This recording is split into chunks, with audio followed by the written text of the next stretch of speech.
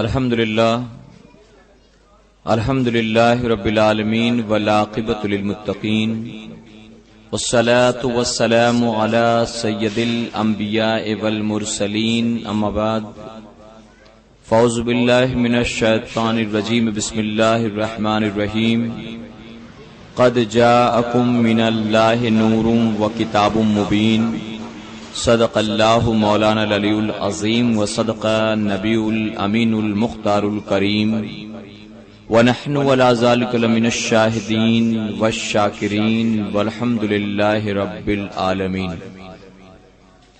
بعد توحید کے متوالو، شمع رسالت کے پروانوں، غوث و خواجہ اور رضا کے چاہنے والوں، آئیے سب سے پہلے ہم اور آپ نہایت ہی ادب اور احترام کے ساتھ اپنے اور ساری کائنات کے مرکز عقیدت جناب محمد رسول اللہ صلی اللہ تعالی علیہ وسلم کی بارگاہ بے کس پناہ میں جس طرح سے میں آپ کو پڑھاؤں میرے ساتھ مل کر بآواز بلند ہدیہ غلامی درود و سلام کے انداز میں پیش کریں۔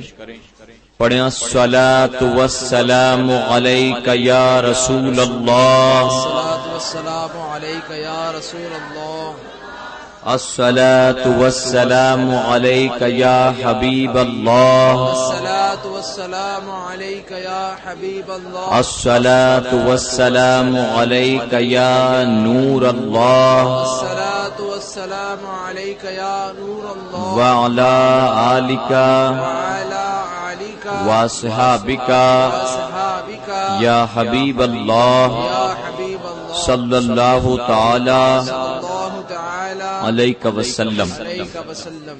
رب کعبہ کی بارگاہ میں دعا ہے، مولا اپنے حبیب صاحب الاولاق صلی اللہ تعالی علیہ وسلم کے صدقہ طوفیل ہم تمام حاضرین اور سامعین کو ماہ ربیع النور کی عظمت و برکتوں سے بھرپور مالا مال فرما۔ یا الہ العالمین، ہم گناہ گاروں سیاہ کاروں کو عید میلاد النبی صلی اللہ علیہ وسلم کا صدقہ عطا فرما، اور ہماری قیامت تک آنے والی تمام نسلوں کو بھی اپنے محبوب جناب محمد رسول اللہ صلی اللہ تعالی علیہ وسلم کی میلاد منانے کی توفیق عطا فرما۔ ایک عرب نے آدمی کا بول بالا کر دیا، ایک عرب نے آدمی کا بول بالا کر دیا، خاک کے ذروں کو ہم دوشے سریا کر دیا، جو نہ تھے خود راہ پر اوروں کے ہادی بن گئے، جو نہ تھے خود راہ پر اوروں کے ہادی بن گئے، کیا نظر تھی جس نے مردوں کو مسیحا کر دیا۔ اور صبح طیبہ میں ہوئی بٹتا ہے باڑا نور کا، صبح طیبہ میں ہوئی بٹتا ہے باڑا نور کا، صدقہ لینے نور کا آیا ہے تارا نور کا۔ اور میں گدا تو بادشاہ بھر دے پیالہ نور کا، میں گدا تو بادشاہ بھر دے پیالہ نور کا، نور دن دونا تیرا دے ڈال صدقہ نور کا۔ اور یا رسول اللہ صلی اللہ علیہ وسلم، آپ کی تشریف آوری سے پہلے اس دنیا کا کیا حال تھا؟ اعلیٰ حضرت یوں فرماتے ہیں، ناریوں کا دور تھا دل جل رہا تھا نور کا، ناریوں کا دور تھا دل جل رہا تھا نور کا، تم کو دیکھا ہو گیا ٹھنڈا کلیجہ نور کا، تم کو دیکھا ہو گیا ٹھنڈا کلیجہ نور کا۔ میرے پیارے آقا علیہ الصلوۃ والتسلیم کے پیردیوانوں، آج انشاءاللہ ہم اور آپ نبی کریم صلی اللہ علیہ وسلم کے نور ہونے کے حوالے سے کچھ باتیں سماعت فرمائیں گے۔ اپنے شعور کے مطابق میں آپ کے سامنے اس بات کو واضح کرنے کی کوشش کروں گا کہ اللہ تبارک تعالیٰ نے اپنے محبوب جناب محمد رسول اللہ صلی اللہ علیہ وسلم کو صرف بشر نہیں بلکہ نور بھی بنا کر پیدا فرمایا ہے۔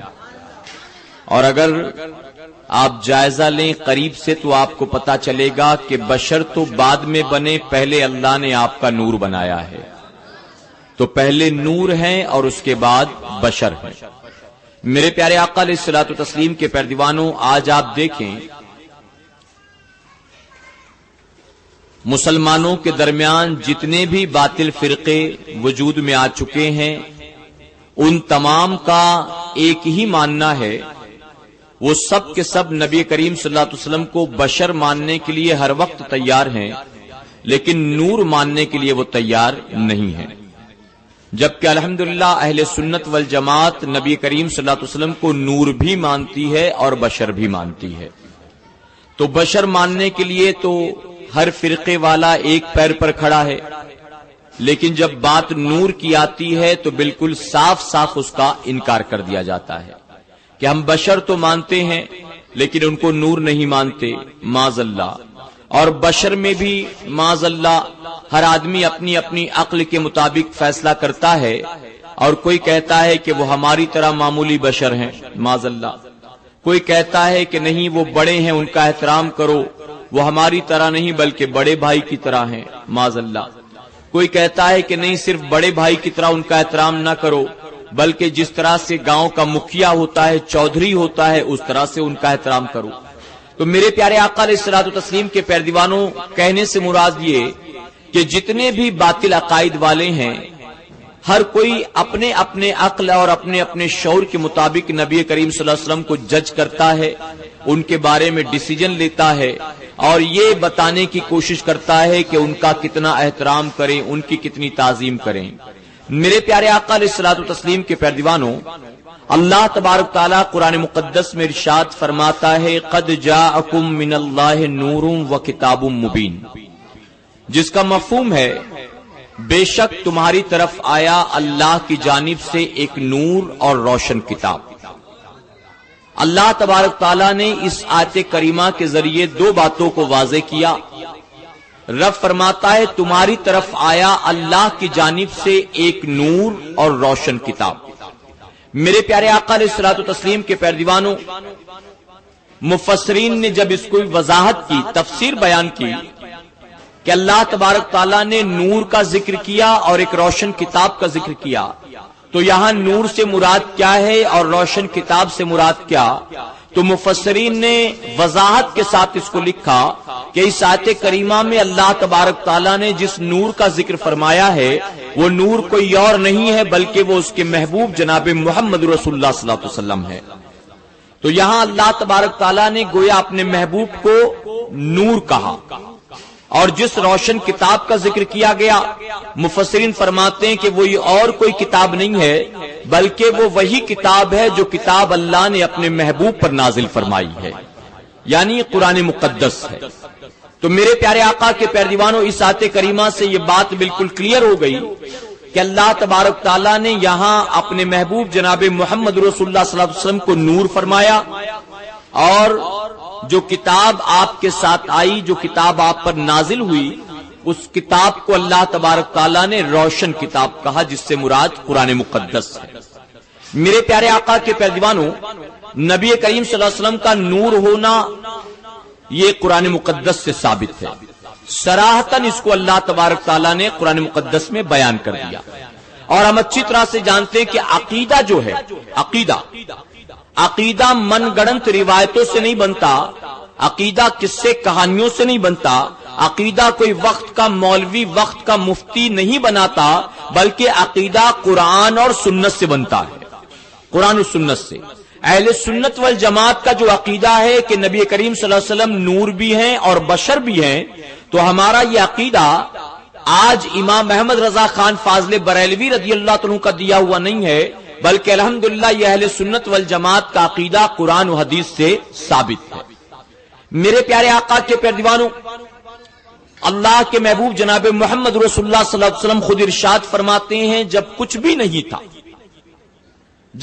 نہیں تھا صرف اور صرف اللہ کا نور تھا، اور کچھ بھی نہ ہونے سے مراد نہ انسانوں کا نام و نشان تھا، نہ فرشتوں کا وجود تھا، نہ جنات نام کی کوئی مخلوق تھی، نہ زمین تھی، نہ آسمان تھا، نہ وقت تھا، کچھ بھی نہیں تھا، صرف اور صرف اللہ کا نور تھا۔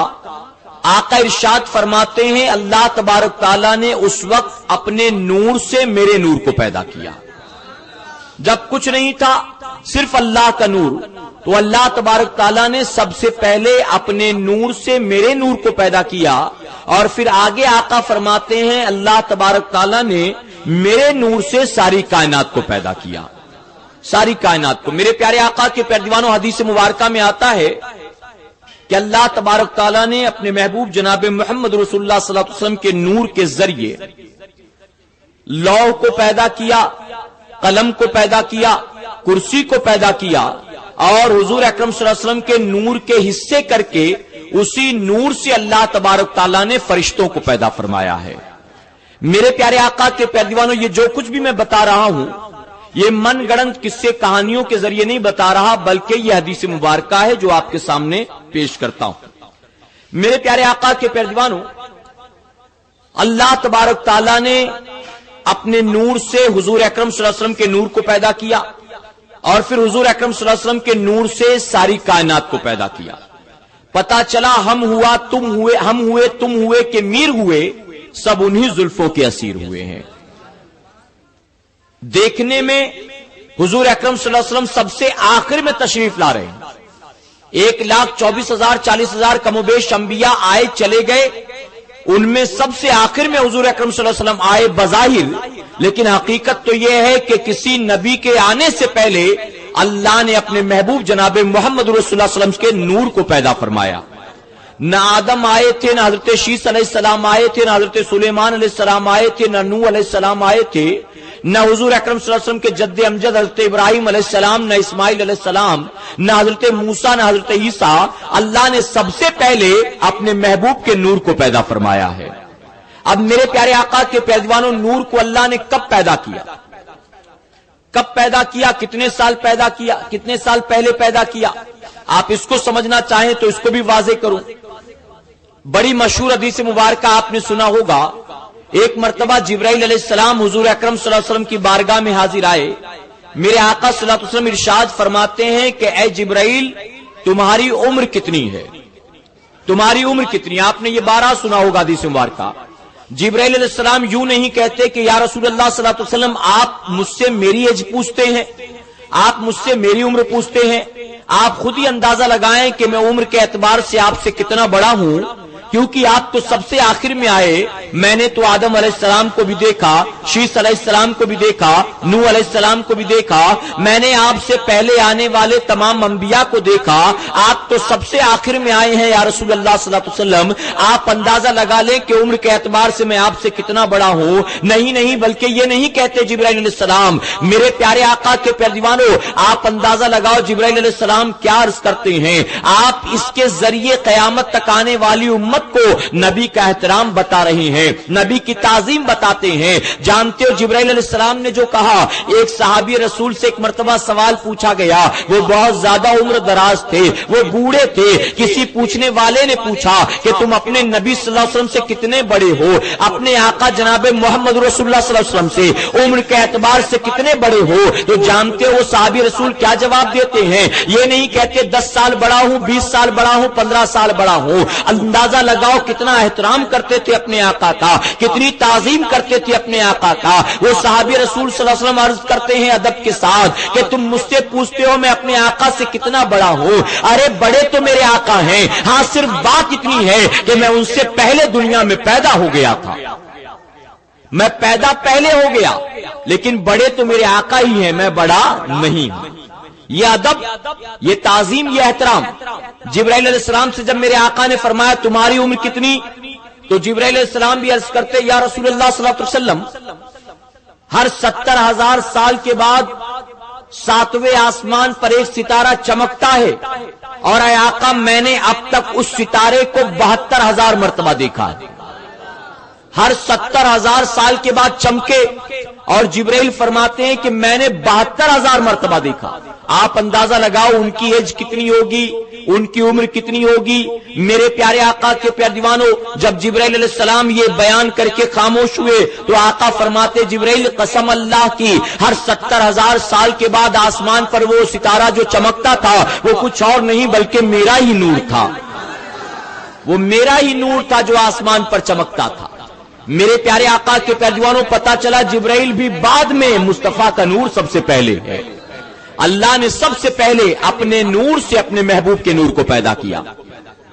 اب میرے پیارے آقا کے پیروانوں، کچھ بدعقیدہ، کچھ گمراہ فرقے والے سنیوں کے ساتھ یوں چھیڑ چھاڑ کرتے ہیں کہ تمہارے مولانا صاحب کہہ رہے تھے کہ اللہ تبارک تعالیٰ نے اپنے نور سے اپنے محبوب کے نور کو پیدا کیا صلی اللہ علیہ وسلم، تو آپ بتاؤ یہ کیسے پاسبل ہے، یہ کیسے ممکن ہے؟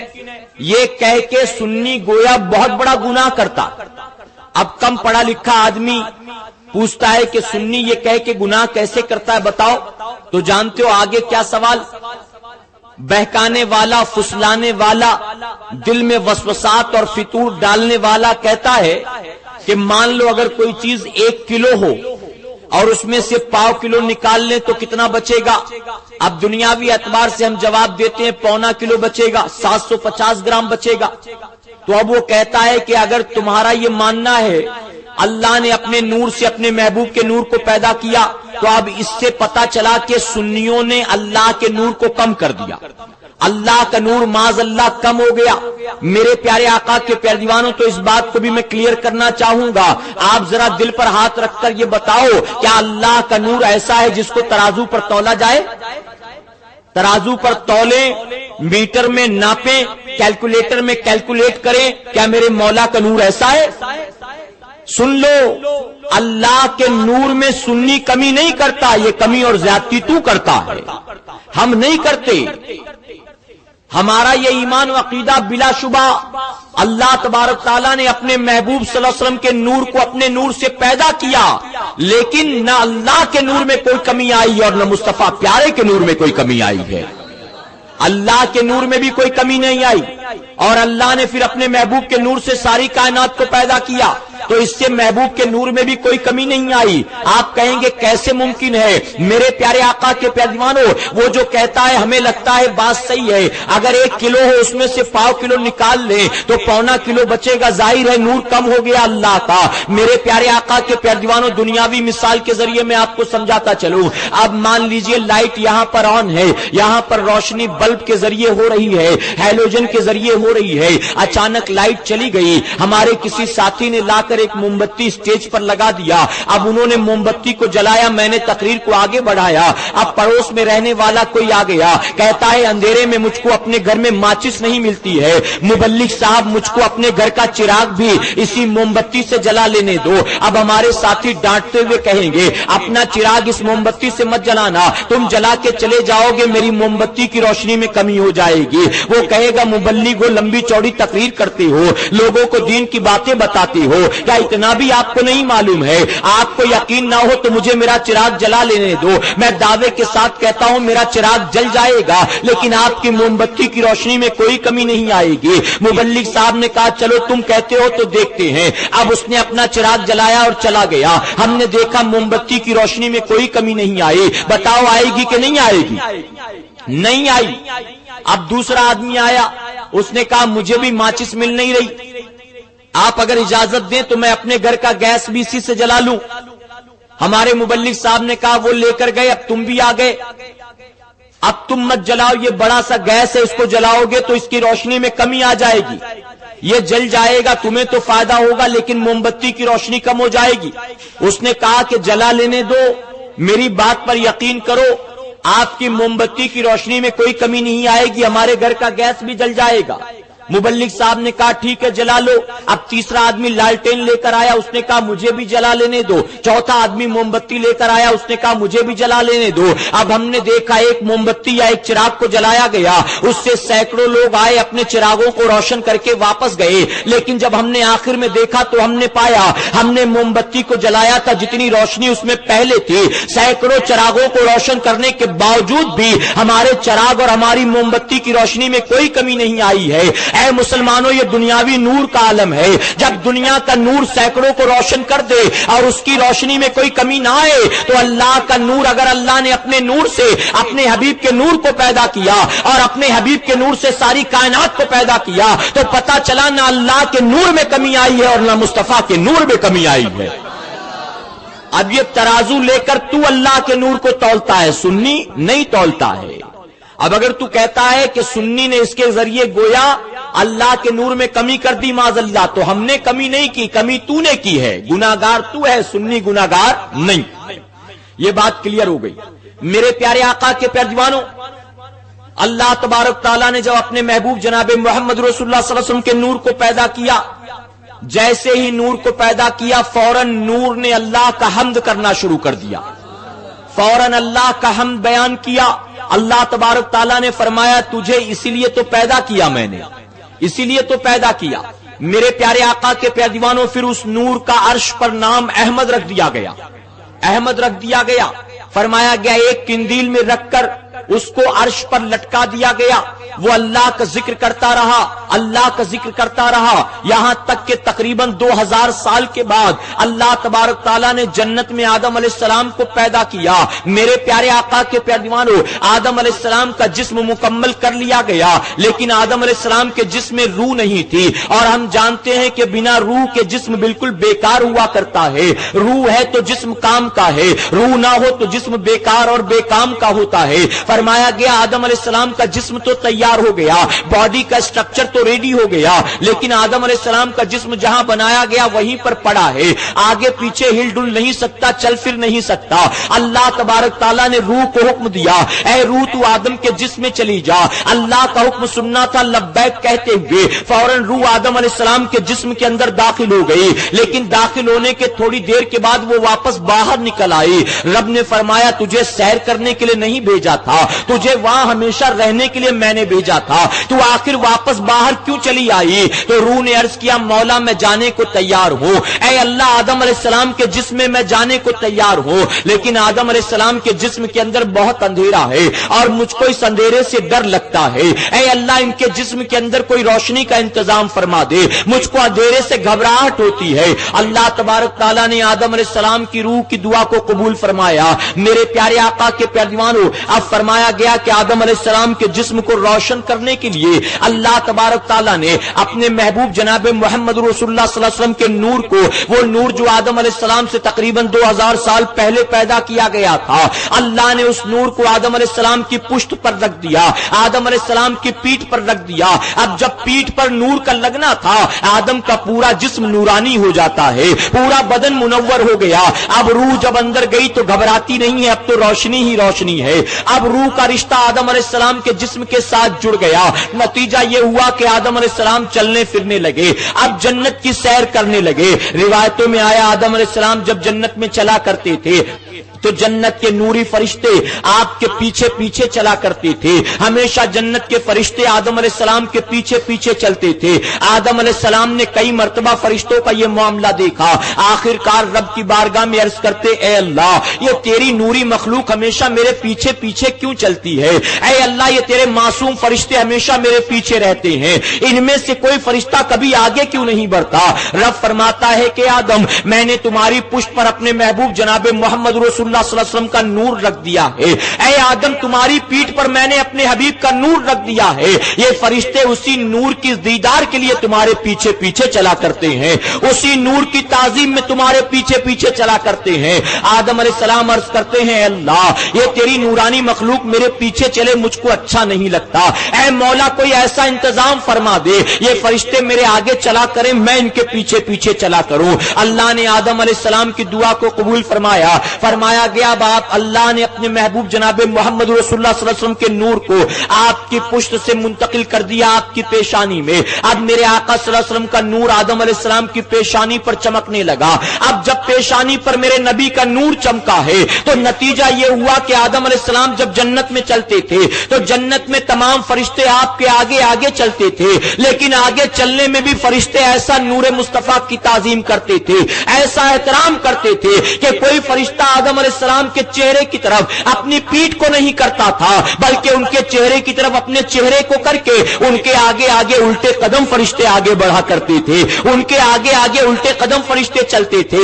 آدم علیہ السلام نے رب کی بارگاہ میں دعا کی اے اللہ یہ تیرے فرشتے کتنے خوش نصیب ہیں، تیرے حبیب کا نور میری پیٹھ میں تھا یہ اس کا دیدار کرتے تھے، تیرے محبوب جناب محمد رسول اللہ صلی اللہ علیہ وسلم کا نور میری پیشانی میں ہے یہ اس کی زیارت کرتے ہیں۔ اے مولا اگرچہ تیرے محبوب کا نور نور ہے میرے ہی جسم میں، لیکن آج تک میں نے اس کو کبھی نہیں دیکھا۔ اے اللہ ایسا کوئی انتظام فرما دے کہ میں بھی تیرے محبوب کے نور کا دیدار کر سکوں، میں بھی تیرے حبیب کے نور کی زیارت کر سکوں۔ اللہ نے آدم علیہ السلام کی دعا کو قبول کیا۔ روایتوں میں آتا ہے رب نے فرمایا اے آدم اگر تم میرے محبوب جناب محمد رسول اللہ صلی اللہ علیہ وسلم کے نور کو دیکھنا چاہتے ہو، اپنے دونوں ہاتھوں کے انگوٹھوں کو اٹھاؤ۔ آدم علیہ السلام نے اپنے دونوں ہاتھوں کے انگوٹھوں کو اٹھایا۔ روایتوں میں آتا ہے اللہ تبارک تعالیٰ نے وہ نور جو آپ کی پیشانی میں چمک رہا تھا، اس نور کی ایک جھلک کو آدم علیہ السلام کے انگوٹھوں میں ظاہر فرما دیا۔ اب جیسے ہی میرے آقا صلی اللہ علیہ وسلم کا نور ان کے انگوٹھوں میں چمکا ہے، آدم علیہ السلام پر وجد کی کیفیت طاری ہو جاتی ہے، اور نور مصطفیٰ صلی اللہ علیہ وسلم کی محبت میں آدم علیہ السلام فوراً اپنے دونوں انگوٹھوں کو ہونٹوں سے لگا کر چوم لیتے ہیں۔ ہونٹوں سے لگایا اور آنکھوں سے مسا کر لیا۔ اے سرکار مدینہ علیہ الصلوۃ والتسلیم کے پیارے دیوانو، اس کے بعد جب آدم علیہ السلام زمین پر آئے ہیں، آپ کے ساتھ میرے آقا صلی اللہ علیہ وسلم کا نور بھی زمین پر آ گیا۔ اب یہاں گفتگو کو روک کر ایک بات عقائد اہل سنت کے تحت واضح کرنا چاہوں گا۔ یہاں ایک بات تو واضح ہو گئی کہ سب سے پہلے انگوٹھا جو ہے وہ بریلی میں نہیں بلکہ جنت میں چوما گیا ہے، اور سب سے پہلے انگوٹھا کسی سنی نے یا سب سے پہلے انگوٹھا امام احمد رضا خان فاضل بریلوی نے نہیں بلکہ آدم علیہ السلام نے چوما ہے، اللہ کے نبی نے چوما ہے، تمام انسانوں کے باپ آدم علیہ السلام نے چوما ہے۔ اب میرے پیارے آقا کے پیارے دیوانوں ذرا آپ بتاؤ تو صحیح، اگر کوئی کام کفر کا ہو، اگر کوئی کام بدعت کا ہو، اگر کوئی کام شرک کا ہو، تو بتاؤ کیا اللہ کا نبی کفر اور بدعت والا کام کر سکتا ہے؟ اللہ نے اپنے نبیوں کو معصوم بنا کر پیدا کیا۔ نبی کیا کوئی کام کرے گا جو بدعت ہو؟ نبی کیا کوئی ایسا کام کرے گا جس میں کفر اور شرک چھپا ہوا ہو معاذ اللہ؟ تو میرے پیارے آقا کے پیارے دیوانوں ایک بات تو کلیئر ہو گئی، انگوٹھا چومنا کفر یا بدعت ہوتا تو آدم علیہ السلام نہ چومتے۔ آدم نے چوما تو پتا چلا انگوٹھا چومنا کفر یا بدعت نہیں ہے، شرک یا بدعت نہیں ہے، بلکہ آدم علیہ السلام کی سنت ہے۔ اور دوسری بات، جنت میں کیا کوئی کفر کا کام ہو سکتا ہے؟ جنت میں کیا شرک کا کام ہو سکتا ہے معاذ اللہ؟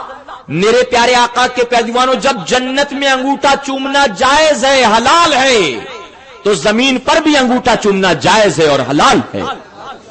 اگر یہ غلط ہوتا، اگر یہ اللہ اور اس کے رسول صلی اللہ علیہ وسلم کی ناراضگی کا سبب ہوتا، اللہ تبارک تعالیٰ فوراً روکتا ہے آدم یہ کیا کر رہے ہو؟ میں نے اپنے محبوب کے نور کو اس لیے نہیں دکھایا تاکہ تم کفر کرو معاذ اللہ، تاکہ تم شرک کرو معاذ اللہ، نہیں۔ آدم علیہ السلام نے جنت میں چوما، اللہ نے منع نہیں کیا، اللہ نے پکڑ نہیں کی۔ میرے پیارے آقا کے پیارے دیوانوں تو جو آج پکڑ کرتے ہیں، آج منع کرتے ہیں معاذ اللہ، ان کو اپنے گریبان میں جھانکنا چاہیے۔ ارے آدم نے جب چوما اللہ نے منع نہ کیا، آج امتی چومتا ہے تو تم منع کرنے والے کون ہوتے ہو؟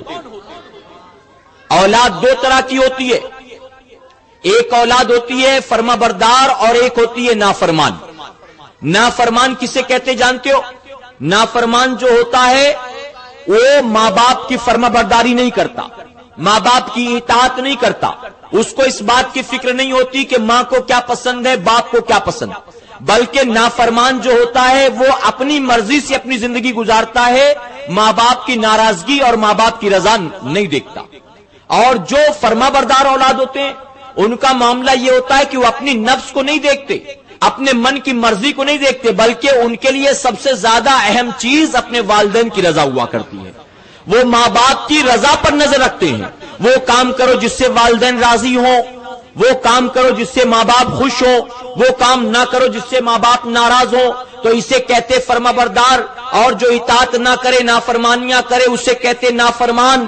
الحمدللہ اہل سنت والجماعت کے لوگ جو ہیں یہ نافرمان اولاد نہیں بلکہ فرما بردار اولاد ہیں، اور ہم تو اپنے باپ آدم علیہ السلام کے اتنے فرما بردار ہیں، اتنے فرما بردار ہیں، ہمارے باپ آدم علیہ السلام نے ایک بار جنت میں چوما تھا، ہم قیامت تک چومتے رہیں گے انشاءاللہ۔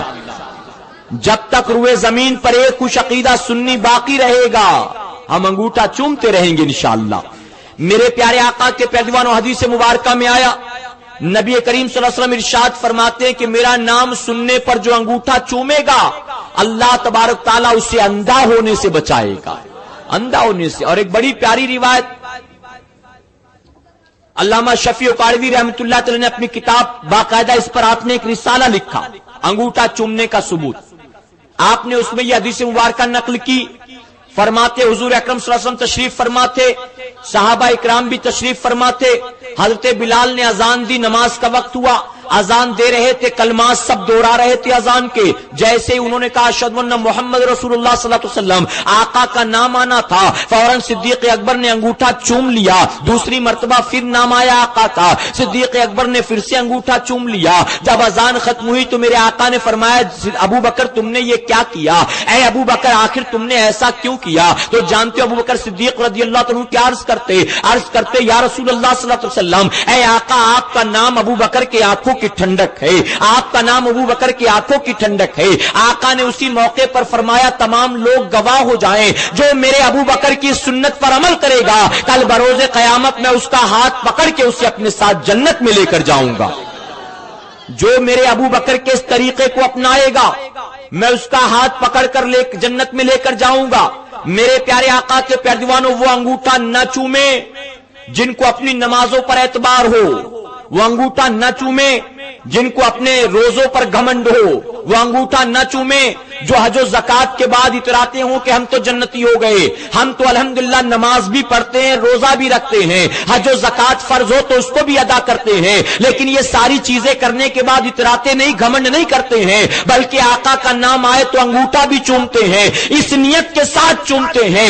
اگر یہ ساری عبادتیں میدان محشر میں اللہ نہ کرے ہمارے منہ پر مار دی گئی کسی وجہ سے، تو اللہ تبارک تعالیٰ اپنے محبوب جناب محمد رسول اللہ صلی اللہ علیہ وسلم کے نام کے انگوٹھے چومنے کی برکت سے ضرور اپنے محبوب کی زبان کی لاج رکھے گا اور ہم گناہ گاروں کی مغفرت فرما دے گا، ہم سیاہ کاروں کی مغفرت فرما دے گا۔ میرے پیارے آقا علیہ الصلوۃ والتسلیم کے پیارے دیوانوں، انگوٹھا چومنا یہ شرک اور بدعت نہیں بلکہ آدم علیہ السلام کی سنت ہے۔ بتاؤ چومتے رہیں گے انشاءاللہ؟ بے شمار فضائل آتے، فرمایا گیا کہ جو اللہ کے محبوب جناب محمد رسول اللہ صلی اللہ علیہ وسلم کا نام سننے کے بعد انگوٹھا چومتا ہے، اللہ تبارک تعالیٰ اس کی آنکھوں کی روشنی کی حفاظت فرماتا ہے، اس کی آنکھوں کی روشنی کم نہیں ہوتی، اللہ حفاظت فرماتا ہے۔ عمل کریں گے انشاءاللہ؟ میرے پیارے آقا علیہ الصلوۃ والتسلیم کے پیارے دیوانوں، آدم علیہ السلام زمین پر آئے، پھر آدم علیہ السلام کے ذریعے حضور اکرم صلی اللہ علیہ وسلم کا یہ نور منتقل ہوتا رہا آپ کی اولاد تک، یہاں تک فرمایا گیا حضرت عبد المطلب تک پہنچا، پھر حضرت عبد المطلب کے ذریعے حضرت عبداللہ تک یہ نور پھیلا۔ میرے پیارے آقا کے پیارے دیوانوں، پھر حضرت عبداللہ رضی اللہ عنہ کے ذریعے نبی کریم صلی اللہ علیہ وسلم کا یہ نور حضرت آمنہ خاتون کے جسم کے اندر منتقل ہوا، آپ کے جو ہے حمل شریف کے اندر جا کر ٹھہرا۔ میرے پیارے آقا کے پیارے دیوانوں، روایتوں میں آتا ہے حضور اکرم صلی اللہ علیہ وسلم کا نور جو ہے جہاں جہاں تک جاتا رہا، جہاں جہاں تک منتقل ہوتا رہا، وہاں وہاں میرے نبی کے نور کی برکتیں ظاہر ہوتی رہی ہیں، وہاں وہاں نور کی برکتیں ظاہر ہوتی رہی۔ میرے پیارے آقا کے پیارے دیوانوں، فرمایا گیا ابراہیم علیہ السلام کو نار نمرود میں ڈالا گیا، نار نمرود جو آپ کے اوپر گلزار ہو گئی ہے اس کی وجہ یہ تھی جب آپ کو نار میں ڈالا گیا تھا اس وقت آپ کے جسم کے اندر میرے نبی کا نور چمک رہا تھا،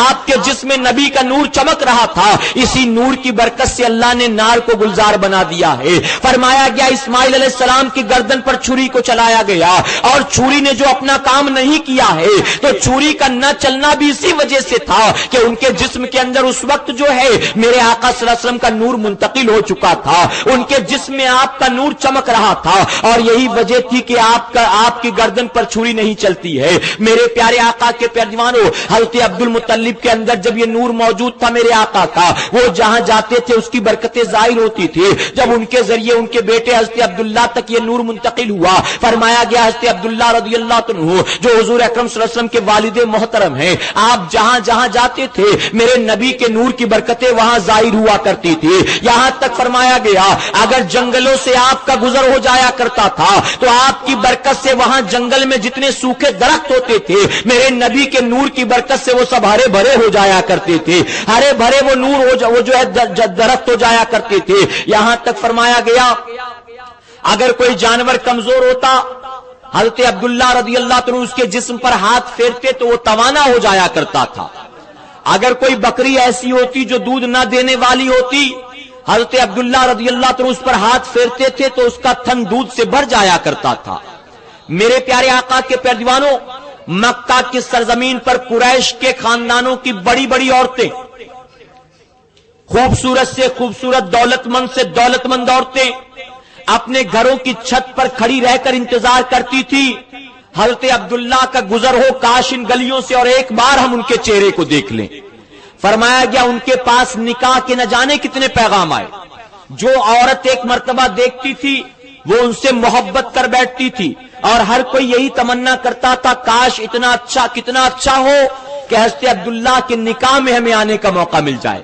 اور میرے پیارے آقا کے پیارے دیوانوں، روایتوں میں آتا ہے کہ وہ سب حضرت عبداللہ رضی اللہ عنہ سے نکاح اس لیے کرنا چاہتی تھی، وہ جانتی تھی کہ ان کے جسم انور کے اندر نبی کریم صلی اللہ علیہ وسلم کا نور چمک رہا ہے، اور ہر عورت یہ خواہش رکھتی تھی کاش وہ نور میرے شکم میں آ جائے، کاش وہ حضرت عبداللہ کے ذریعے میرے جسم میں آ جائے، اور ہر عورت یہ تمنا رکھتی۔ فرمایا گیا میرے پیارے آقا کے پیارے دیوانوں، ایک مرتبہ حضرت عبداللہ رضی اللہ تعالیٰ عنہ جنگل میں شکار کرنے کے لیے گئے۔ اچانک چند یہودیوں نے آپ کو چاروں طرف سے گھیر لیا، قتل کرنے کا منصوبہ رچا، ہاتھ میں ننگی تلواریں ہیں، چاروں طرف تلوار لے کر گھوم رہے ہیں، ہر کوئی چاہتا ہے آپ کو قتل کرنا۔ حضرت عبداللہ رضی اللہ عنہ فرماتے ہیں کہ تم لوگ کون ہو؟ میں تمہیں جانتا نہیں، میں تمہیں پہچانتا نہیں، آخر تم میرے دشمن کیوں بن گئے ہو؟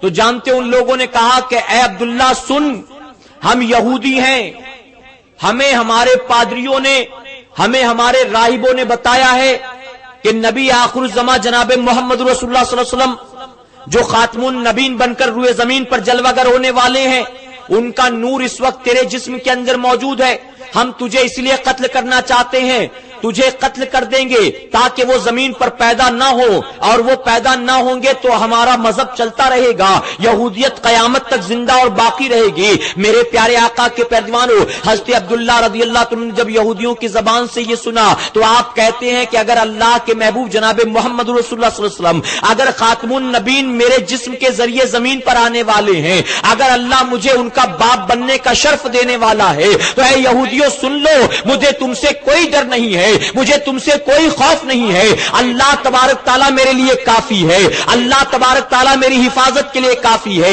فرمایا گیا کہ یہودی جلال میں آ گئے، اپنی تلوار کو لے کر آپ پر چاروں طرف سے ٹوٹ پڑتے ہیں۔ اسی جنگل کے اندر آمنہ خاتون کے والد محترم جن کا نام حضرت وہب آتا ہے، وہ بھی اسی جنگل میں لکڑیاں چننے کے لیے آئے تھے۔ آپ نے اچانک دیکھا حضرت عبداللہ بڑے نیک آدمی ہیں، بڑے اچھے آدمی ہیں، آخر یہودی ان کو قتل کرنا کیوں چاہتے ہیں؟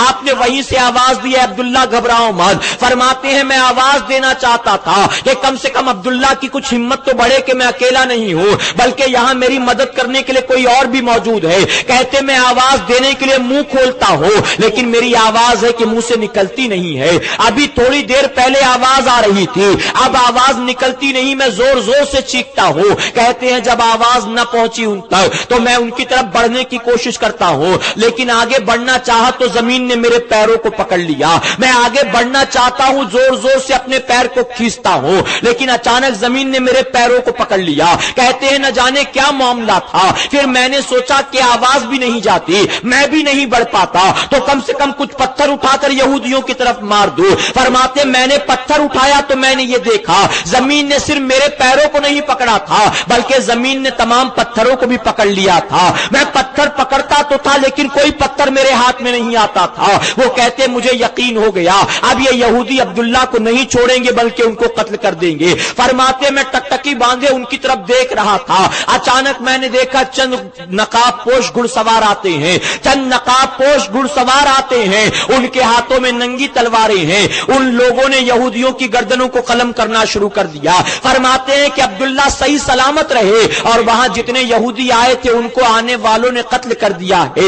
اور اس کے بعد حضرت عبداللہ کو انہوں نے چاروں طرف سے گھیر لیا اور گھیرنے کے بعد کہا عبداللہ کیا تمہیں معلوم نہیں ہے خاتم النبین جناب محمد رسول اللہ صلی اللہ علیہ وسلم کا نور اس وقت تمہارے جسم کے اندر چمک رہا ہے، یہ یہودی بھی تمہارے دشمن ہیں، یہ عیسائی بھی تمہارے دشمن ہیں، آج کے بعد تم اکیلے تنہا نہ نکلنا، آج کے بعد تم کہیں اکیلے مت جانا۔ یہ کہہ کر انہوں نے عبداللہ رضی اللہ عنہ کو اپنے ساتھ گھیرا ہے اور لے کر ان کو گھر کی طرف چل پڑے۔ فرمایا گیا آمنہ خاتون کے والد محترم نے جب آپ کی عظمت کو دیکھا، آپ کی شان کو دیکھا ہے، فوراً دل کے اندر یہ خواہش پیدا ہو گئی، کاش کتنا اچھا ہو میں اپنی بیٹی آمنہ کا نکاح حضرت عبداللہ کے ساتھ کرا دوں۔ فرمایا گیا گھر گئے، بیوی کے ساتھ مشورہ کیا، گھر جانے کے بعد اپنی بیوی کے ساتھ رائے مشورہ کیا، حضرت عبداللہ رضی اللہ عنہ کا مقام، ان کی شان بیان کی۔ اب جانتے ہو پیغام لایا گیا، میرے پیارے آقا کے پیروانوں، حضرت عبد المطلب کے پاس پیغام لایا گیا حضرت عبداللہ سے حضرت آمنہ کے نکاح کا۔ انہوں نے اپنے خاندان والوں سے رائے مشورہ کیا،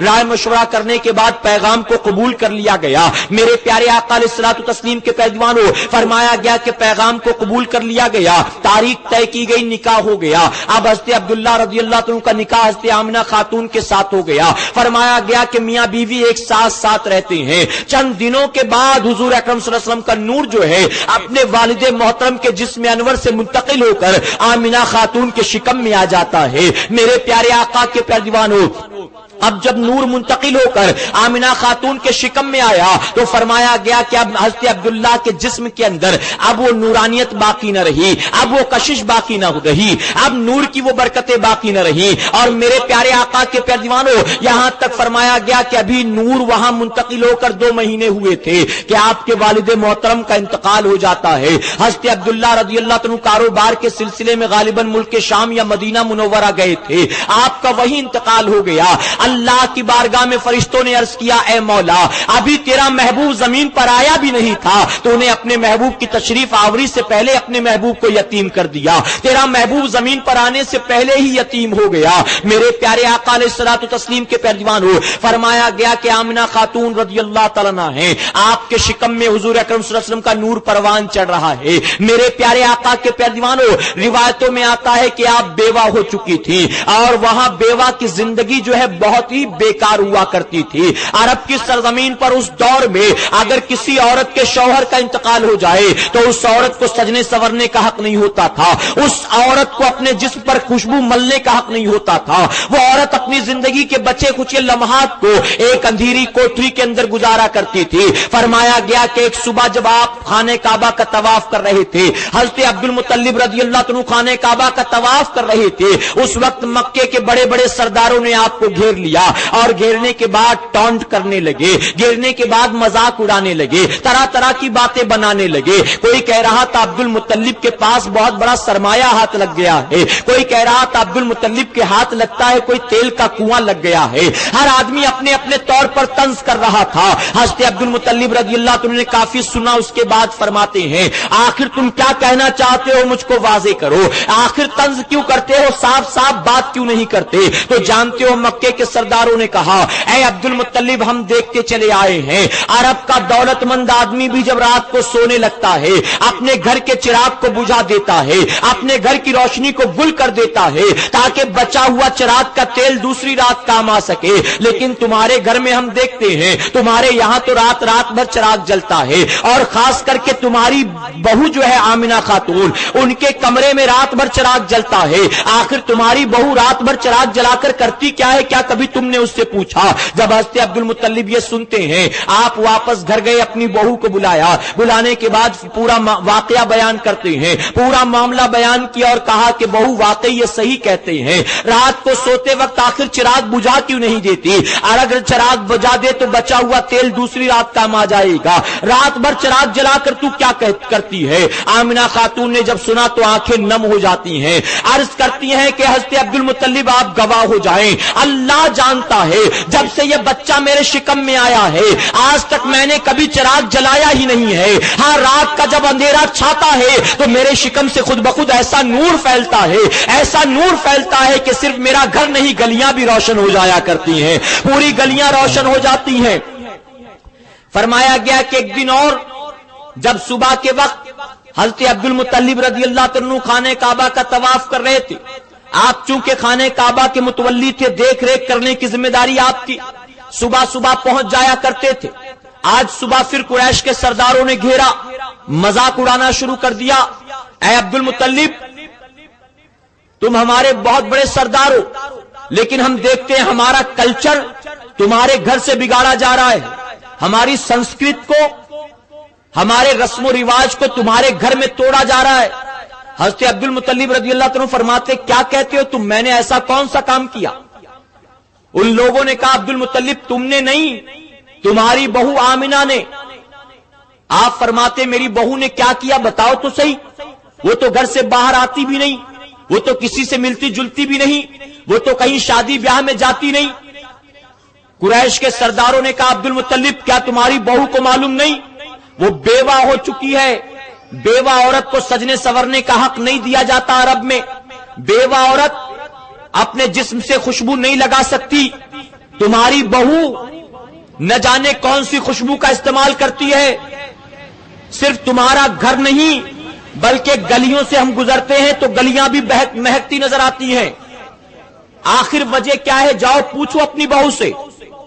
हजरत अब्दुल मुत्तलिब पहुंचे अपने घर, फिर अपनी बहू को बुलाकर फरमाते हैं कि बेटी आमिना, ये मक्के वाले बार बार मुझे ताना देते हैं, बात बात पर तंज करते हैं। बेटी तू बेवा हो चुकी है, तेरे शौहर का इंतकाल हो गया, तुझे सजना संवरना नहीं चाहिए, तुझे खुशबू नहीं इस्तेमाल करनी चाहिए। आमिना खातून ने जब सुना आंखों से आंसू जारी हो गया, रो रो कर अर्ज करती है अब्दुल मुत्तलिब अल्लाह गवाह है, जब से मेरे शौहर का इंतकाल हुआ मैंने आज तक किसी खुशबू का इस्तेमाल नहीं किया। हाँ लेकिन बात यह है कि जब से ये बच्चा मेरे शिकम में आया है मेरे जिस्म से खुद ब खुद खुशबू निकला करती है। मेरे प्यारे आका के प्यारे दीवानों, कहां गए वो लोग जो कहते हैं कि वो 40 साल के बाद नबी बने माज़अल्लाह। 40 साल के पहले सिर्फ आम इंसान थे, यहां तक कह देते माज़अल्लाह जैसे बाकी सारे लोग थे वैसे ही वो भी थे माज़अल्लाह। ये तो 40 साल के बाद अल्लाह ने उनको नबूवत अता कर दी माज़अल्लाह। ये तुम्हारी जहालत है जालिमों, ये तुम्हारी बदअकीदगी है जो तुम्हें ऐसी बातों की तरफ आमादा करती है। बरेलवियों की बात मत सुनो, हम क्या कहते हैं न मानो। हमारे आका ने खुद क्या फरमाया सुनो। एक सहाबी रसूल ने यही सवाल किया था कि या रसूलुल्लाह सल्लल्लाहु अलैहि वसल्लम आप नबी कब बने? तो आका इरशाद फरमाते जब आदम अलैहिस्सलाम मिट्टी और पानी के दरमियान थे उस वक्त भी मैं अल्लाह का नबी था। मुस्लिम शरीफ की हदीस मुबारका तुम्हें नजर नहीं आई? जब तमाम इंसानों के बाप आदम अलैहिस्सलाम मिट्टी और पानी के दरमियान थे, आका फरमाते मैं उस वक्त भी अल्लाह का नबी था। अब कोई कहे कि 40 साल के बाद वो नबी बने माज़अल्लाह, तो वो कैसा हदीस का मानने वाला है? अपने आप को कहता हम तो सिर्फ हदीस के मानने वाले, और उसके बावजूद इस हदीस का इनकार करे। और इनका मामला क्या जानते हो? इनके सामने जब आप कोई हदीस मुबारका पेश करो अपने अकायद के ताल्लुक से, तो फौरन कहते कि नहीं ये हदीस ज़ईफ है, फौरन कहते नहीं रावी कमजोर है। मछली को हाथ में पकड़ो, जिस तरह छटपटाती है हाथ से निकलने के लिए, वैसे ही जब ये सुन्नियों के लपेटे में आते हैं तो फौरन छटपटाते हैं निकलने के लिए। ज़ईफ है, रावी मोतबर नहीं है, रिवायत कमजोर है। हम आपसे पूछना चाहते हैं, अगर आप किसी हदीस मुबारका को कहते हो कि यह हदीस ज़ईफ है, आप अहले हदीस हो, आप वही बात करते हो जो हदीस में हो, आप उस बात को नहीं मानते जो हदीस में नहीं। हम आपसे पूछते हैं, आपने जब कहा कि यह हदीस ज़ईफ है तो यह हदीस ज़ईफ है, इसके सबूत में कौन सी हदीस है? ये रावी कमजोर है, तो इस रावी के कमजोर होने के ताल्लुक से कौन सी हदीस है? बात बात में बुखारी शरीफ मुस्लिम शरीफ बुखारी शरीफ मुस्लिम शरीफ का नारा लगाने वालों, हम तुमसे पूछते हैं अगर तुम वाकई अहले हदीस हो तो कौन सी हदीस में लिखा गया है, कौन सी हदीस में मेरे आका ने फरमाया है कि जो बुखारी लिखे वही सही है? इमाम आजम अबू हनीफा जो कहे वो सही नहीं माज़अल्लाह, जो इमाम बुखारी कहे वही सब सही है, ऐसी कोई हदीस है? तो बुखारी ही को मानोगे, इमाम आजम अबू हनीफा को नहीं मानोगे।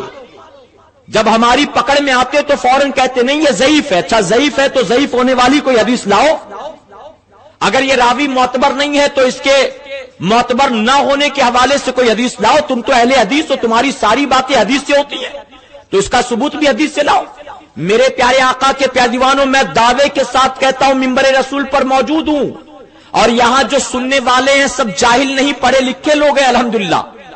दावे के साथ कहता हूं अहले सुन्नत वल जमात के जो अकायद हैं या अहले सुन्नत वल जमात के जो मामलात हैं, मनगढ़ंत किस्से कहानियों की बुनियाद कुछ भी नहीं है, बल्कि हमारा अकीदा हो या हमारे मामलात हो सब कुरान और सुन्नत के मुताबिक है अल्हम्दुलिल्लाह। अहले सुन्नत वल जमात ये रस्मो रिवाज वाले नहीं है,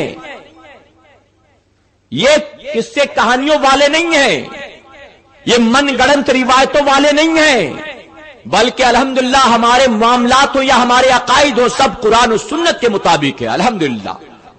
میرے پیارے آقا کے پیارے دیوانوں، اور تمہارے جو معاملات ہیں، تمہارے جو عقائد ہیں، ہمارے علماء کرام نے بارہا چیلنج کیا ہے، مناظرہ کیا ہے، ڈیبیٹ کیا ہے، اور تاریخ شاہد ہے جب بھی کسی گستاخ رسول سے مناظرہ ہوا کسی سنی کا، اللہ نے کل بھی حق والوں کو کامیابی دی تھی اور آج بھی اللہ نے حق والوں ہی کو کامیابی عطا فرمائی ہے۔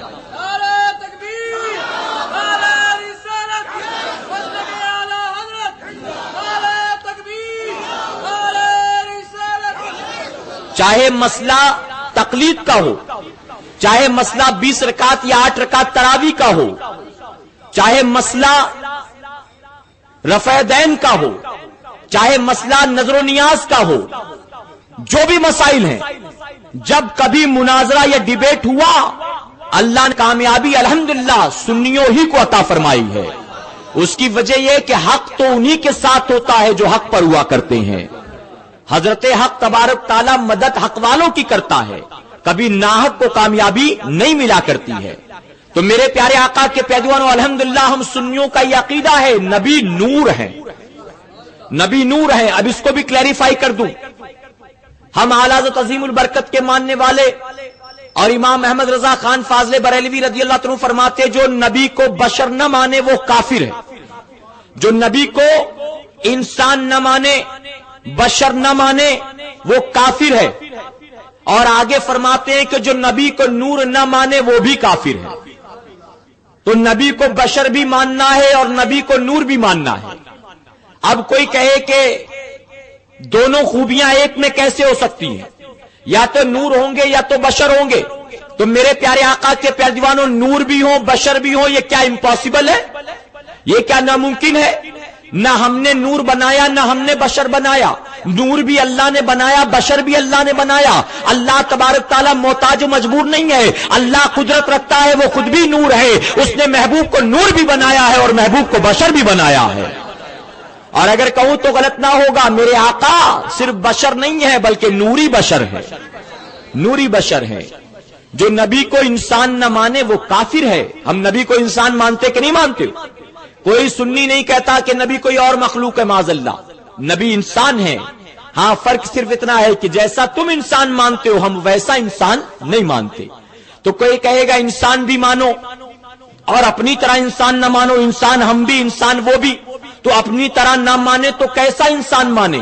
تو امام احمد رضا خان فاضل بریلوی رضی اللہ عنہ اس ڈاکٹر کی طرح نہیں ہے جو صرف آنے والے مریض کو بیماری بتاتے ہیں، علاج نہیں بتاتے کہ بیماری تم کو یہ ہے، دوا میرے پاس نہیں کسی اور بڑے ڈاکٹر کے پاس جاؤ۔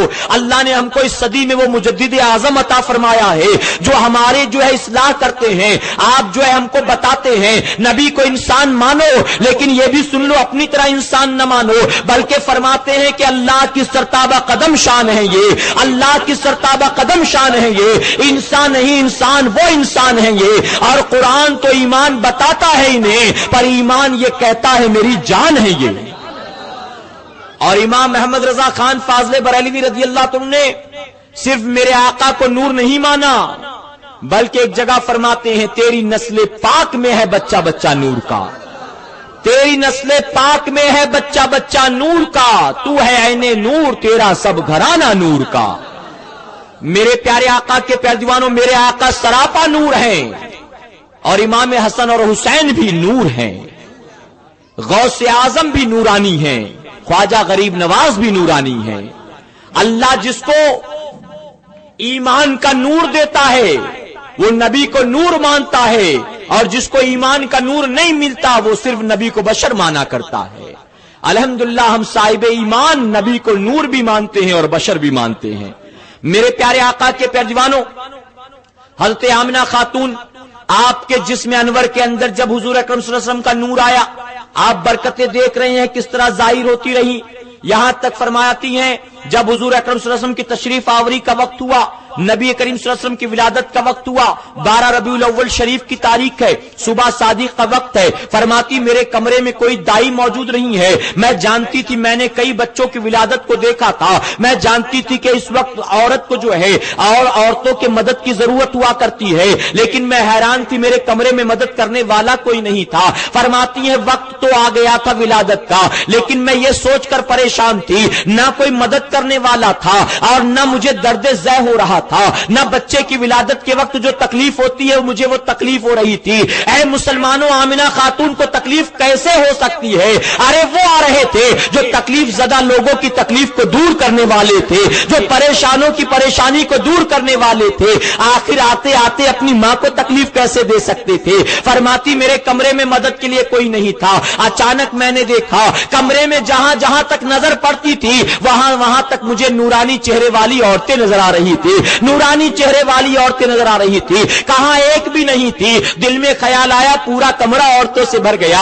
मैंने एक एक को देखना शुरू किया और जानना चाहा कि ये कौन है। कोई कह रहा था मैं तमाम इंसानों की मां हजरत हव्वा हूं, कोई कह रहा था कि मैं फिरौन की बीवी आसिया हूं, कोई कह रहा था मैं ईसा अलैहिस्सलाम की पाक मां मरियम हूं। ऐ मुस्तफा प्यारे की दीवानो, एक एक नूरानी औरतें कमरे के अंदर मौजूद थी। बच्चे की विलादत का वक्त करीब आया। एक यहां बड़ी प्यारी रिवायत मिलती है, हुजूर अकरम सल्लल्लाहु अलैहि वसल्लम की फुफी जान फरमाती हैं बच्चे की विलादत का वक्त करीब था। इत्तेफाक से मैं कमरे में पहुंच गई। मैंने देखा बच्चे की विलादत का वक्त करीब आ गया है। जब मैं कमरे में पहुंची अचानक मेरी नजर आसमान की तरफ पड़ी। आसमान की तरफ जब मैंने देखा तो मैंने ये पाया आसमान से ऐसा लगा सितारे टूट टूट कर मेरे कमरे की तरफ चले आ रहे हैं। आसमान के सितारे आसमान को छोड़कर जमीन की तरफ चले आते हैं। फरमाती मैं घबरा गई, मैं छुप गई एक तरफ, कहीं कोई सितारा मेरे ऊपर आकर न गिर जाए, घायल न कर दे मुझको। ऐ मुसलमानों, आसमान के सितारे टूट कर गिर तो रहे थे,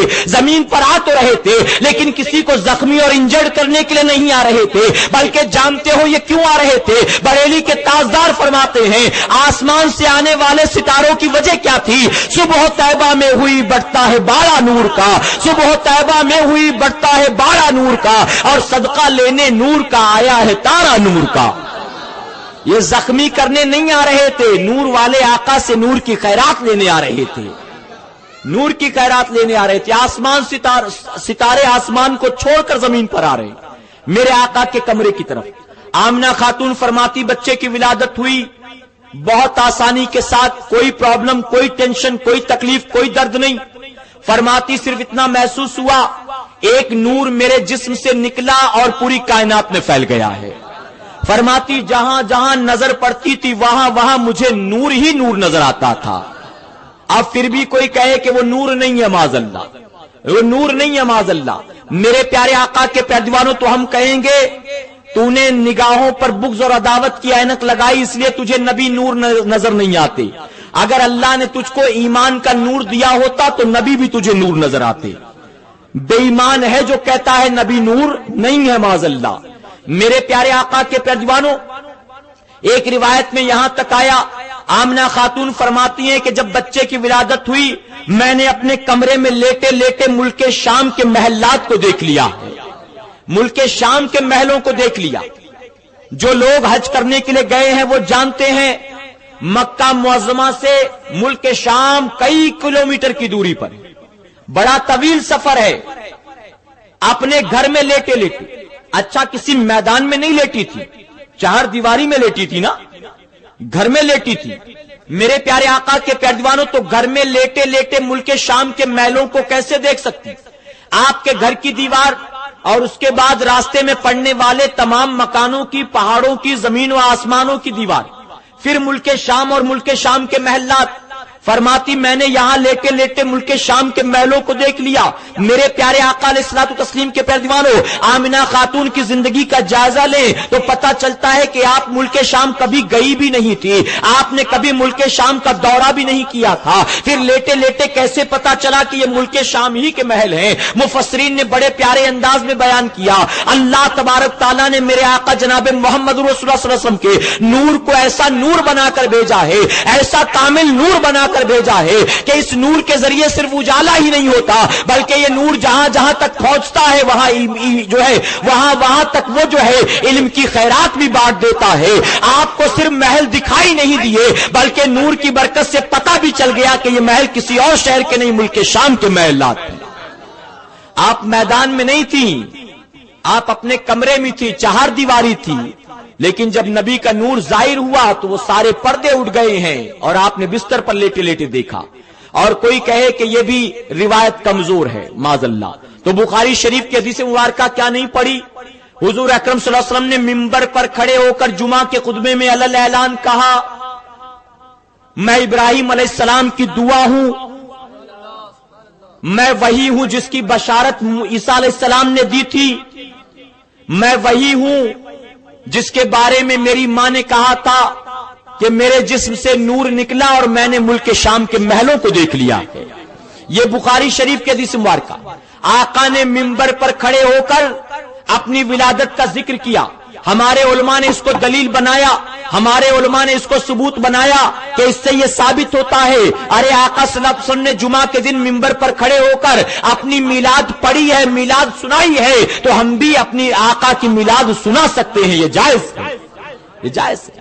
میرے پیارے آقا کے پیروانوں بیرکیف حضور اکرم صلی اللہ علیہ وسلم کا یہ نور, جب یہ نور آپ جانتے ہیں روئے زمین پر جلوہ گر ہو گیا, برکتیں ظاہر ہونی شروع ہو گئی.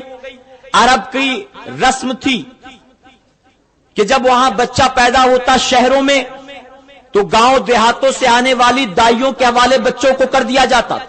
اس کی وجہ یہ تھی کہ گاؤں دیہاتوں کی زبان اچھی ہوا کرتی تھی, آب و ہوا بھی اچھی ہوتی تھی, کھانا پینا بھی اچھا ہوتا تھا. تو اس وقت عرب کی رسم تھی کہ بچے دیہاتوں سے آنے والی دائیوں کے حوالے کر دیے جاتے تھے. میرے پیارے آقا کے پیروانوں بے شمار دائیاں آئیں ان تاریخوں میں مکہ کی سرزمین پر, لیکن حضرت حلیمہ سعدیہ رضی اللہ تعالیٰ کے مقدر میں اللہ تبارک تعالیٰ نے حضور اکرم صلی اللہ علیہ وسلم کو لکھا تھا. حلیمہ سعدیہ رضی اللہ تعالیٰ آپ جب آئی تو آپ کے ہاتھ کوئی بچہ نہ لگا, آپ نا امید ہو کر واپس جانا چاہتی تھی. آپ نے سوچا واپس جانے سے پہلے آئی ہو ایک بار خانہ کعبہ کا طواف تو کر لوں پھر چلی جاؤں گی. آپ آ کر خانہ کعبہ کا طواف کر رہی تھی, خانہ کعبہ کے متولی حضرت عبد المطلب کی نظر پڑ گئی. آپ نے حضرت حلیمہ سعدیہ رضی اللہ تعالیٰ کو دیکھا, آپ نے مایوس دیکھا, افسردہ دیکھا. آپ نے سوال کیا حلیمہ آخر بات کیا ہے, کیا تو آخر مایوس نظر کیوں آتی, غمزدہ کیوں ہے؟ حلیمہ سعدیہ رضی اللہ تعالیٰ نے پورا معاملہ بیان کر دیا. میرے پیارے آقا علیہ الصلوۃ والتسلیم کے پیروانوں حضرت عبد المطلب فرماتے ہیں کہ حلیمہ خالی ہاتھ جانے سے اچھا یہ ہے کہ میرے گھر میں بھی ایک بچہ پیدا ہوا ہے, میرے بیٹے عبداللہ کے گھر ایک لڑکا پیدا ہوا ہے, میرا جو پیدا ہوا بچہ ہے وہ یتیم ہے, میرے بیٹے کا انتقال ہو چکا. ہم زیادہ دولت اور مال و اسباب تو تجھے نہیں دے سکتے, لیکن اگر تو ہمارے بچے کو لے جا کر پالے گی ہم سے جو ہوگا ہم تیری خدمت ضرور کریں گے. حلیمہ سعدیہ رضی اللہ تعالیٰ اپنے شوہر کے ساتھ رائے مشورہ کرتی ہیں. شوہر نے بھی کہا خالی ہاتھ جانے سے اچھا ہے چلو جو بچہ ملا اسے ساتھ لے لیتے ہیں. حضرت عبد المطلب سے انہوں نے گھر کا پتہ پوچھا, پوچھنے کے بعد جاتی ہیں میرے آقا صلی اللہ علیہ وسلم کو لینے کے لیے. روایتوں میں آتا ہے حلیمہ سعدیہ فرماتی ہیں جب میں آمنہ خاتون کے مکان پر پہنچی میں نے کہا عبد المطلب نے مجھے بھیجا ہے بچہ لینے کے لیے, میں حلیمہ سعدیہ ہوں, میں قبیلہ سعد کی دائی ہوں. تو آمنہ خاتون نے اشارہ کیا جاؤ دیکھو بچہ وہاں پر سویا ہے, جا کر اس کو لے لو. حلیمہ سعدیہ فرماتی میں گئی بچے کو لینے کے لیے. بچہ اس وقت گہری نیند میں سو رہا تھا, اس کے جسم کے اوپر ایک چادر پڑی ہوئی تھی. فرماتی یہاں تک کہ اس کا چہرہ بھی اس چادر میں ڈھکا ہوا تھا, لیکن جب بچے کے قریب جاتی ہو تو جا کر میں نے محسوس کیا کہ یہ بچہ دنیا کے دوسرے بچوں کی طرح نہیں ہے. اگر دوسرے بچوں کے چہرے پر چادر ڈالی جائے تو چہرہ چھپ جاتا تھا, لیکن یہاں چہرے پر چادر پڑی ہے, لیکن اس کے باوجود نور کی کرنیں چھن چھن کر چادر سے باہر نظر آ رہی ہیں, ایک نور نکل رہا ہے چادر سے باہر. آپ فرماتی ہیں جب بچے کے قریب جا کر میں کھڑی ہوئی, ابھی میں جا کر کھڑی ہوتی ہوں, دور تھی محسوس ہوا بچہ گہری نیند میں سو رہا ہے, لیکن قریب گئی جیسے ہی جا کر کھڑی ہوئی فوراً بچے نے اپنی آنکھوں کو کھول دیا, آنکھ کھول کر مجھے دیکھتا ہے اور اس کے بعد مسکرانے لگتا ہے. فرماتی ہیں کہ میں تو تلاش کرتے کرتے آئی تھی ان کو گود لینے کے لیے, لیکن جب آنکھ کھول کر وہ وہ مسکرائے تو ایسا محسوس ہوا کہ وہ خود میرے آنے کا انتظار کر رہے تھے، وہ خود میرے آمد کا انتظار کر رہے تھے۔ حلیمہ سعدیہ فرماتی میں نے بچے کو گود میں لیا، میرے پیارے آقا کے پیارے دیوانوں لینے کے بعد واپس پلٹتی ہوں، اپنی اونٹنی پر آ کر میں بیٹھ گئی۔ فرماتی ہے میری وہ کمزور اور وہ لاغر اونٹنی تھی، مار مار کر اس کو مکے لے کر آئی تھی میں، میری تمام سخیاں مجھ سے آگے بڑھ گئی تھی، میری اونٹنی بہت دھیرے دھیرے چلتی تھی، یہاں تک کہ میں سب سے آخر میں آئی۔ تمام میری سخیوں نے دوسرے دولت مندوں کے بچے لے لیے تھے، لیکن جب واپس میں چلی اس بچے کو گود لے کر، میری ساری سہیلیاں پہلے سے نکل چکی تھی، میں آخر میں سوار ہوئی اونٹنی پر اور چلی۔ فرماتی ہے کہ جب بچے کو گود میں لے کر اونٹنی پر سوار ہوتی ہو، وہی اونٹنی جو لاغر و کمزور تھی اتنی تیزی کے ساتھ کھڑی ہوتی ہے، ایسا محسوس ہوا کہیں میں اونٹنی سے نیچے نہ گر جاؤں۔ میں نے اپنے آپ کو سنبھالا، اپنے بچے کو سنبھالا، اس کے بعد اونٹنی میں برق رفتاری آئی، وہ اونٹنی تیزی کے ساتھ دوڑنا شروع کر دیتی ہے۔ فرماتی ہے جب اونٹنی چلنے کو تیار نہیں تھی تو پتا چلا کہ میں تھی اس لیے وہ چل نہیں رہی تھی، اب جب اونٹنی دوڑنے لگی تو پتا چلا اب یہ میری وجہ سے نہیں دوڑ رہی ہے بلکہ اس بچے کے قدموں کی برکت سے دوڑ رہی ہے۔ فرماتی ہے کہ تیزی کے ساتھ اونٹنی دوڑ رہی ہے، مکے کے تاجروں نے آواز دی ہے حلیمہ سعدیہ ارے کیا کوئی بچہ تیرے ہاتھ لگا، آخر اتنی تیزی کے ساتھ اونٹنی کو لے کر کیوں دوڑتی ہے، ایسا لگتا ہے کوئی دولت مند مل گیا تجھ کو جس نے بچہ بھی دیا اور اونٹنی بھی تجھ کو دے دی، آخر کیا سواری بدل کر آ رہی ہے۔ حلیمہ سعدیہ کہتی نہیں نہیں، سواری تو وہی ہے جو اپنے ساتھ اپنے وطن سے لے کر آئی تھی، ہاں البتہ اس کا سوار ضرور بدل چکا ہے، آئی تو اکیلی تھی اب اپنے ساتھ اس بچے کو لے جا رہی ہوں، یہ اس بچے کے قدموں کی برکت ہے۔ میرے پیارے آقا کے پیارے دیوانوں حلیمہ سعدیہ فرماتی ہیں اپنے گاؤں میں واپس پہنچی، میرے جانور جو تھے وہ دودھ نہیں دیتے تھے، بمشکل تمام چند قطرے دودھ کے آتے تھے جس کو میں پیتی یا میرا شوہر پیتا تھا، ہم دونوں نے کبھی پیٹ بھر کے دودھ نہیں پیا تھا۔ جب سفر سے واپس آئے میرے شوہر نے کہا حلیمہ کچھ دودھ دولا تاکہ ہم کچھ پی لیں، تو حلیمہ سعدیہ کہتی چھوٹا سا برتن لے کر گئی، جب بکری کے دودھ کو میں نے دوہنا شروع کیا ہے تو اچانک میں نے دیکھا وہ چھوٹا سا برتن جو ہے وہ دودھ سے بھر جاتا ہے، میں نے دیکھا تو دودھ اب بھی رس رہا ہے، ٹپک رہا ہے، ایک اور برتن لے کر آئی۔ حلیمہ سعدیہ فرماتی ہے میری وہی بکری جو تھوڑا سا دودھ دیتی تھی کہ کبھی ہم نے پیٹ بھر کر نہ پیا، اب وہی بکری اتنا دودھ دیتی ہے، اتنا دودھ دیتی ہے کہ میں نے اپنے گھر کے سارے برتن بکری کے دودھ سے بھر لیے ہیں۔ اللہ اکبر۔ فرماتی ہے مجھے یقین ہو گیا اپنے ساتھ مکے سے کوئی معمولی بچہ لے کر نہیں آئی ہو بلکہ برکت والا بچہ لے کر آئی ہو۔ حلیمہ سعدیہ فرماتی میرا پورا گھر برکت والا بن گیا، میرے سارے جانور تندرست و توانا ہو گئے۔ حلیمہ سعدیہ رضی اللہ تعالیٰ ارشاد فرماتی ہیں جب سے اس بچے کو میں اپنے ساتھ مکے سے لے کر آئی، اللہ گواہ ہے رات کا اندھیرا ہوتا مجھے کسی کمرے میں جانا ہوتا تھا، میں چراغ نہیں جلاتی تھی بلکہ بچے کو لے کر گود میں چلی جاتی تھی، اندھیروں سے سامنا ہوتا میرا کمرہ خود بخود روشن ہو جایا کرتا تھا، میرے کمرے میں خود بخود روشنی پھیلا کرتی تھی۔ میرے پیارے آقا کے پیارے دیوانوں یہی حلیمہ سعدیہ فرماتی ہیں ایک مرتبہ میں ان کو رات کے اندھیرے میں جھولے پر لٹا کر، آنگن میں جھولا تھا اس میں لٹا کر اپنے گھر کا کام کر رہی تھی، اچانک میں نے دیکھا جھولا جھول رہا ہے اور وہ مسکرا رہی ہیں، ایسا محسوس ہوا جیسے کسی کے ساتھ کھیلتے ہو۔ فرماتی واپس آئی تو دیکھا جھولا جھول رہا ہے لیکن جھلانے والا کوئی نظر نہیں آتا۔ فرماتی ہیں کہ آپ ہاتھ اٹھا کر آسمان کی طرف اپنی انگلی کا اشارہ کر رہے ہیں اور مسکراتے جا رہے ہیں۔ حلیمہ سعدیہ فرماتی کافی دیر تک میں ہاتھ کی حرکت کو دیکھتی رہی، کافی دیر تک انگلی کے اشارے کو دیکھتی رہی، اچانک میری نظر آسمان پڑی تو حیرت میں ڈوب جاتی ہوں۔ فرماتی ہے کہ وہ انگلیوں کا اشارہ یوں ہی نہیں کر رہے تھے بلکہ میں دیکھ کر حیرت زدہ ہو گئی کہ وہ انگلی کا اشارہ آسمان پر جہاں جہاں کرتے نظر آ رہے تھے آسمان کا چاند ان کے اشارے پر اٹھتا اور جھکتا نظر آ رہا تھا، آگے پیچھے ہوتا نظر آ رہا تھا۔ بریلی کے تاجدار فوراً پکار اٹھے، نبی کریم صلی اللہ علیہ وسلم کے عاشق صادق روک نہ پائے اور پکار اٹھے چاند جھک جاتا جدھر انگلی اٹھاتے مہد میں، چاند جھک جاتا جدھر انگلی اٹھاتے مہد میں، کیا ہی چلتا تھا اشاروں پر کھلونا نور کا۔ اللہ نے جب نور بنا کر پیدا کیا تو اللہ نے محبوب کو کھلونا بھی نور کا عطا فرمایا تھا۔ میرے پیارے آقا علیہ الصلوۃ والتسلیم کے پیارے دیوانوں الحمدللہ ہم خوش عقیدہ سنیوں کا یہ عقیدہ ہے اللہ نے محبوب کو نور بنا کر پیدا کیا، اللہ نے محبوب کو بشر بنا کر پیدا کیا، اللہ نے اپنے محبوب جناب محمد मोहम्मद रसूलुल्लाह सल्लल्लाहु अलैहि वसल्लम को नूरी बशर बनाकर पैदा किया। मेरे प्यारे आका के पैदवानों, आखिरी बात अर्ज करके गुफ्तगू को खत्म करूंगा। हम जब कभी सफर पर निकलते हैं, सफर पर निकलने वाला मुसाफिर रात के उजाले का इंतजार करता है। रात के अंधेरों में निकलना कोई पसंद नहीं करता।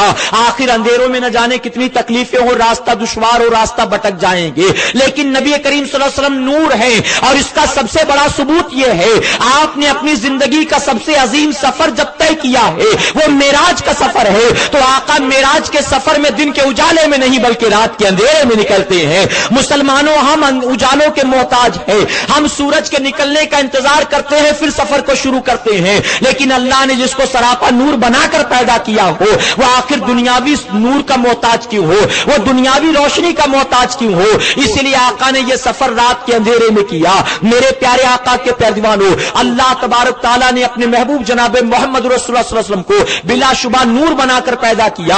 आखिरी बात अर्ज करके गुफ्तगू को खत्म करूं, एक मरतबा दुरूद शरीफ पढ़ ले। अल्लाह रब्बु मोहम्मद सल्लल्लाहु अलैहि वसल्लम नहनु इबादु मोहम्मद सल्लल्लाहु अलैहि वसल्लम। अब जो नूर मानते हैं कहें अल्हम्दुलिल्लाह। एक बार फिर मौका देता हूं, जो नूर मानते कहें अल्हम्दुलिल्लाह। मेरे प्यारे आका अलैहिस्सलातु तस्लीम के पैदवानों, आप जानते हैं हिंदुस्तान में एक बहुत बड़ा बादशाह गुजरा जिसका नाम अकबर आता है किताबों में। अकबर एक मर्तबा रात को अपने महल में बैठा था। उस वक्त इस तरह की रोशनी नहीं थी, चिराग जल रहे थे, बड़े बड़े मशाल जल रहे थे, पूरा महल रोशन था। अचानक जोरदार हवा का झोंका चलना शुरू होता है।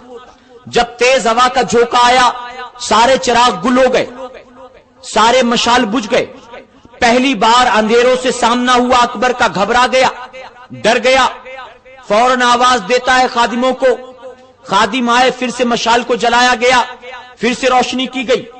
जब सुबह के वक्त दरबार लगा तो तमाम 9 रत्नों में जो सबसे ज्यादा होशियार था, सबसे ज्यादा इल्म वाला था बीरबल।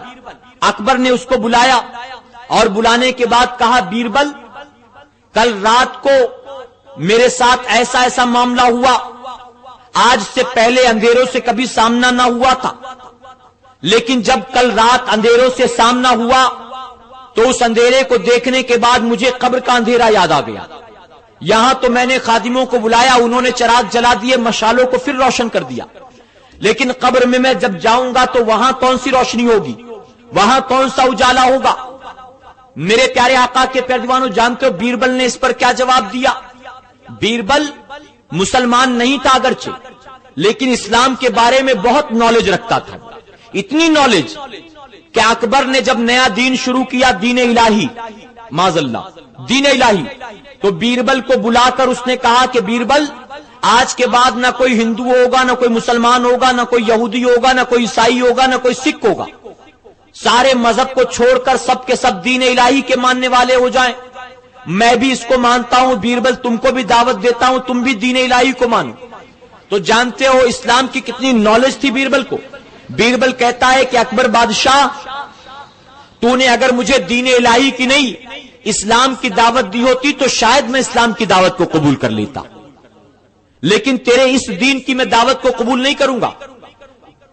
उसने कहा, माजरत के साथ, तेरी जिंदगी की यह सबसे बड़ी गलती है, इस गलती की वजह से तू रुसवा होगा, तू जलील होगा कि तूने एक नए दीन का आगाज किया। बीरबल ने उससे कहा, आप अंदाजा लगाओ कि वो कितना इस्लाम के बारे में नॉलेज रखता है। जब अकबर ने कहा, उस अंधेरे को देखकर मुझे कब्र का अंधेरा याद आया, यहां तो खादिमों ने आकर फिर से रोशनी कर दी, लेकिन कब्र में कैसे उजाला होगा। तो बीरबल ने कहा कि बादशाह सलामत, आपके सवाल का जवाब दूंगा, लेकिन पहले मैं एक सवाल करता हूं, आप उसका जवाब दें। अकबर ने कहा, बताओ क्या। तो बीरबल कहने लगा, तुम्हारे नबी जनाब मोहम्मद रसूलुल्लाह सल्लल्लाहु अलैहि वसल्लम ने ऐलान नबूवत कब फरमाया, किस एज में, कितनी उम्र में। अकबर ने जवाब दिया, 40 साल की उम्र में। आप जब 40 साल के हुए, अल्लाह का हुक्म हुआ तो आपने ऐलान नबूवत फरमाया। मेरे प्यारे आका के पैरदीवानों, इसके बाद उसने कहा कि 40 साल की उम्र में आपने ऐलान नबूवत किया, फिर कितने साल बाहयात रहे। अकबर ने कहा 23 साल, टोटल एज 63 ईयर्स। اعلان نبوت سے پہلے 40 سال، اعلان نبوت کے بعد 23 سال، ذہن میں بٹھا لو اور اپنی آنے والی نسلوں تک منتقل کرو، ورنہ لوگ کہتے معاذ اللہ 40 سال غیر نبی تھے، 23 سال نبی تھے، معاذ اللہ۔ تو یہ بدعقیداؤں کا ماننا ہے۔ اہل سنت والجماعت کا ماننا ہے کہ 40 سال پہلے بھی وہ نبی تھے اور 40 سال کے بعد بھی وہ نبی تھے۔ ہاں، انہوں نے اعلان 40 سال کی عمر میں کیا، اور اعلان اس وقت کیا جب اللہ نے ان کو حکم عطا فرمایا، اپنی مرضی سے نہیں کیا۔ اللہ تبارک تعالیٰ حکم دیتا تو پہلے اعلان کرتے، اللہ نے جب آرڈر کیا، حکم دیا، تب آپ نے اعلان کیا۔ میرے پیارے آقا کے پیارے دیوانوں، تو 40 سال میں آپ نے اعلان نبوت فرمایا۔ بیربل نے کہا پھر کتنے سال تک انہوں نے اسلام کی روشنی کو دنیا میں پھیلایا؟ تو اکبر نے کہا 23 سال تک۔ تو اب سوال کرتا ہے بیربل کہ اب دنیا میں سے جا کر زمین کے نیچے جا کر ان کو کتنے سال ہو گئے؟ تو اکبر نے کہا کہ زمین کے نیچے جا کر تو ان کو سینکڑوں سال ہو گئے، سینکڑوں سال ہو گئے۔ تو بیربل کہتا ہے کہ بادشاہ سلامت 23 سال میں انہوں نے 23 سال کے مختصر سی زندگی میں جب انہوں نے اسلام کی روشنی کو زمین کے چپے چپے میں پہنچا دیا، تو جب وہ نبی سینکڑوں سال سے زمین کے نیچے ہیں تو کیا انہوں نے زمین کے نیچے چپے چپے کو روشن نہیں کیا ہوگا؟ جب 23 سال میں پوری زمین کو روشن کر دیں تو سینکڑوں سال سے زمین کے نیچے ہیں تو کیا اندر روشنی نہیں ہوگی، اندر اجالا نہیں ہوگا؟ اکبر مطمئن ہو گیا، تو نے بہت بڑا بوجھ ہلکا کر دیا۔ اے سنیوں، میں بھی دعوے کے ساتھ کہتا ہوں، اکبر کی قبر میں اگرچہ اجالا ہو نہ ہو، لیکن جو نبی کو نور مانتا ہے، ہر خوش عقیدہ سنی کی قبر میں اجالا ضرور ہوگا انشاءاللہ۔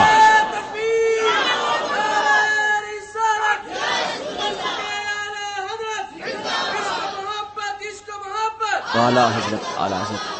تو جو نبی کو نور مانے گا اس کی قبر میں نور ضرور ہوگا انشاءاللہ، اور جو نور نہیں مانتا ہے اس کے لیے تو یہاں بھی اندھیرا ہے، وہاں بھی اندھیرا ہے کہ نہیں؟ اللہ اپنے حبیب کے صدقے ہمیں اپنے عقائد کو درست کرنے کی توفیق عطا فرمائے، بد عقیداؤں کو اللہ ہدایت عطا فرمائے۔ یا تو ہدایت یا تو پکڑ، ان کا یہی علاج ہے۔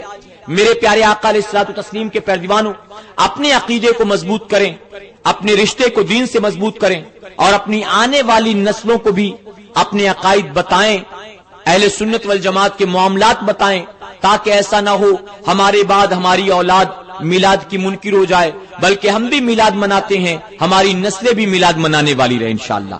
کوشش کریں گے انشاءاللہ، اللہ سب کو عمل کرنے کی توفیق عطا فرمائے۔ ایک مرتبہ درود شریف پڑھ لیں۔